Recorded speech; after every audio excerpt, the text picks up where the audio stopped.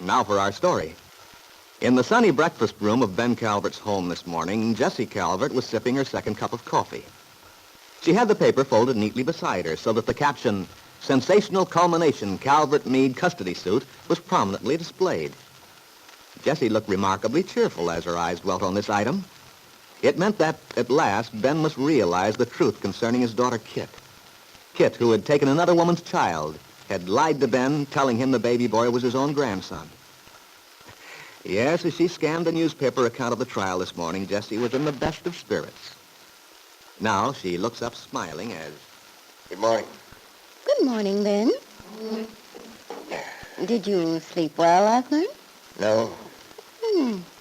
Too bad, Ben. I'm sorry. Shall I have Lucy bring you some bacon and eggs? I'm not hungry. Well, do drink your orange juice at least. Coffee's delicious this morning. Thank heaven I finally managed to train Lucy to make it strong enough. I've never noticed anything wrong with Lucy's coffee. And it was like dishwater. Now you just taste this and see if it isn't an improvement. Here you are. Cream, Ben? No, thanks. I'll take it black this morning. Jessie, is there any mail? Why, no, not yet anyway. Postman hasn't come. He may have by now. I'll go take a look. Oh, but then wait, I did just look. Besides, when he does come, Lucy will bring it in. You know she always does. Well, she may have forgotten. Oh, Ben. Why can't you relax? Be sensible. Ever since yesterday, you jump like an eager lover every time the phone rings or someone comes to the door. I know what's the matter with you. You're expecting a wire from Kitt or a phone call. Well, what if I am? Frankly, Ben, you surprise me. Why you should worry about that girl after the way she's treated you. I'm not worried. I'm curious, that's all. Curious? Why would you be? What difference does it make where Kitt is, what she's up to? I'd just like to know, that's all. What possible justification could she have for what she's done? Oh, Kitt doubtless could think of lots of justification. She's a master of twisting things to her own advantage, Ben. You should know that by now. But I should think you'd also know how false her rationalizations can be. I can't believe it. Even yet. How could she? You surprise me. I never thought you were so naive, so gullible. Obviously, Kitt took that baby from Lisa Fenner, went through all that rigmarole, just to protect her own selfish interests. She didn't care if she ruined her father's life into the bargain. And then she clears out, leaving you holding the bag. Saves her own skin. Kitt's not a coward, Jessie. Whatever else you can say against her. Then why didn't she stay and face the music?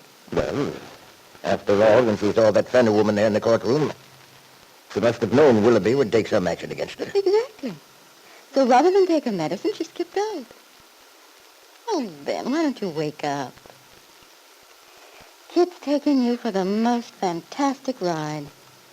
And here you are like a wounded bear lumbering around looking for someone else to blame. What do you mean by that? Looking for...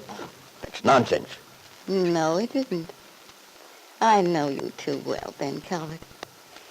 It's that famous Calvert pride all over again. You hate to admit your daughter could be in the wrong.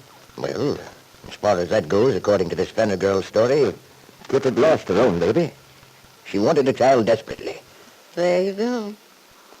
You see, you can't stand admitting your own daughter could do anything so utterly despicable.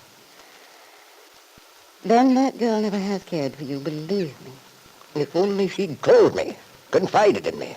She didn't dare take the chance. If you'd known that child wasn't your own grandson, you'd hardly have settled all that money on it. To let me go on, making a fool out of myself, bragging about my grandchild, making me ridiculous before the whole town. Oh, it makes my blood boil, Jessie. I don't blame you, Ben. Nobody could blame you.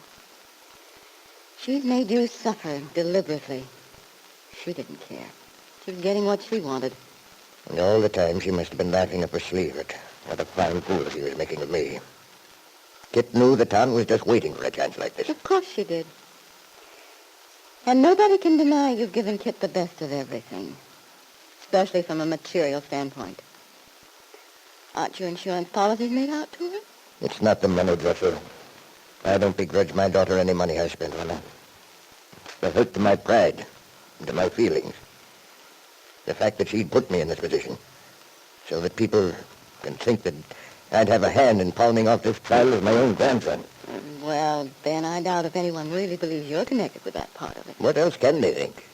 Don't forget, a lot of people in this town have had dealings with that precious daughter of yours at one time or another. They probably know. No, I don't believe it. How could they? Besides, they'd be only too glad to accuse me of doing a thing like that. Then why don't you place the blame where it belongs? Squarely on Kitt's own shoulders. But how can I? My hands are tired. All I can do is sit back like an idiot and let them think whatever they want. But then that would be necessary. What else can I do? Well, then there's no reason why you should take the rap for Kitt's actions. Tell him the whole story. I have a hand-painted picture of that. Me running all over town, proclaiming the fact that I'm an innocent victim. That my daughter made a sucker of me. You know, Ben, it's just possible I might be able to help from that angle. A word here and there, he'd believe me all right. Yeah, I doubt it. It's no secret, Jessie, that you and Kitt never hit it off. I doubt it they'd believe you, knowing how you resented her. No, I admit I've resented Kitt, Ben. And now I should think you'd see why. I knew. I've known ever since Kitt came back from California that she didn't care a snap for you. Heaven knows it was plain enough in her actions. Naturally, I resented it. That's right. You tried to warn me, Jessie. And I wouldn't listen. I thought I was so wise. You can't be blamed for it. It would be difficult for a father to believe his daughter could be so ruthless, so lacking in natural affection. I'm beginning to see, Jessie. Perhaps I have been wrong. Perhaps I haven't realized where the loyalty in this family actually was. That's what I've been trying to tell you all along. Yes. Yes, I've been foolish. You tried to warn me. I'm sorry you had to learn the truth the hard way, Ben. Truly I am. I'm your wife, and your best interests are mine. They always have been. I believe you, Jessie. You only wanted to help me. To spare me disillusion and disappointment. I'm so glad you understand that, Ben. And I do hope you'll remember it from now on. Yes, Jessie, you're very anxious to entrench yourself, to ensure a position in your husband's good graces. Kitt is out of the picture now. There is no heir to the Calvert fortune. You keep thinking of Ben's will, the money he had tied up in the baby boy he believed to be his grandson.